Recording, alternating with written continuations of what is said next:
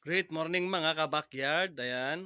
So, may nag-suggest na naman. Ituturo ko ulit kung paano natin papabultuhin yung katawan ng ating mga alaga. No? So, andito tayo sa ating agribet. Ayan. So, ang ginagamit ko lang mga ka-backyard ay itong mais mga ka-backyard. No?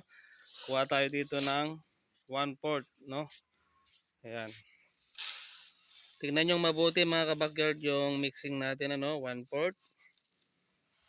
Ayan, sa mais mga kabakyard. Kasi ang mais is carbohydrates yan mga kabakyard. Plus maglalagay po tayo ng pangbaboy mga kabakyard, no. Ito po pangbaboy starter. Ano, bakit pangbaboy po ang ginagamit natin pag tayo nagpapabulto ng katawan ng manok?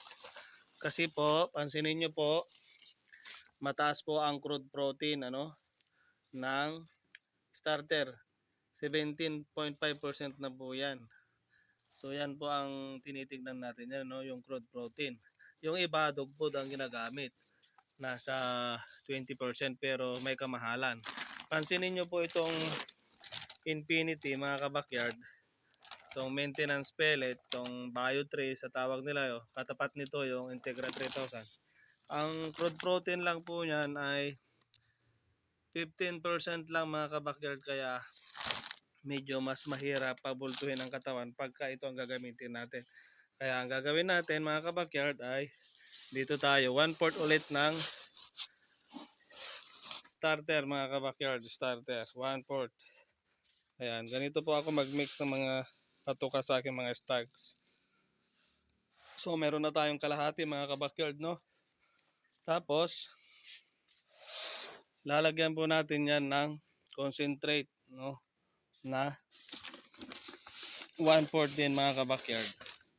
1/4 din ang kalagay natin concentrate. Yan, para po hindi na manibago ang ating alaga pag tayo nagbibigay ng patuka. Okay. So, kompleto rin po yung ginagawa natin, ano? At lalagyan po natin ito ng yun po, yung itong Bio 2, mga kabakyard, or itong Integra 2000. Pero dito, ang gamit natin ay Infinity. Infinity 2. Ayan. So 1/4 din dito sa Infinity 2. Ang crude protein nito mga kabakyard ay tingnan natin ay 18%. Ayan o. 18. So mataas ang protein ang kailangan ng ibigay natin sa ating mga alaga. Pag medyo payat, pag gusto nating medyo mabulto. So equivalent of 1 kilo na yan po mga kabakyard. So ito na po mga kabakyard, 1 kilo na. So wala nang arti-arti yung ating patuka mga kabakyard. So, haluin na natin. So ito na po yung ipapatukan natin mga kabakyard. Starter po ang gamit natin na pangbaboy at mayroon po tayong Infinity 2. Yan, so napakataas na ang content ng protein ng ating patuka at sabayan pa natin ang mais mga kabakyard. Alam nyo naman ang mais, mataas din po yan sa protein, no? At carbohydrate po yan, yan po ang nagsisilbing enerhiya, nagbibigay ng sugar sa ating mga kaalagang manok.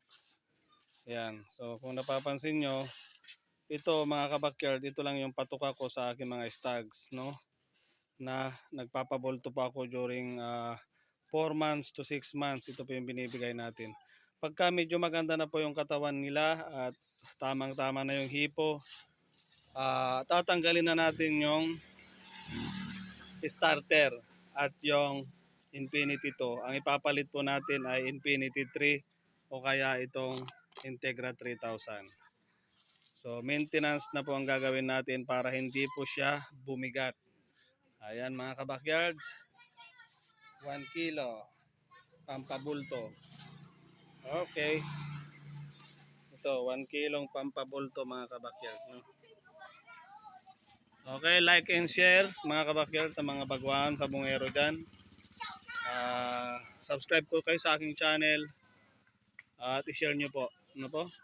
At subaybayan nyo po yung mga vlogs natin everyday. So kompleto po tayo dito ng paninda pang Gen Paul mga kabakyard. PM nyo lang or comment down below kung ano yung gusto nyong pag-usapan at kung gusto nyong tanungin sa akin. Hanggang dito na lang mga kabakyard.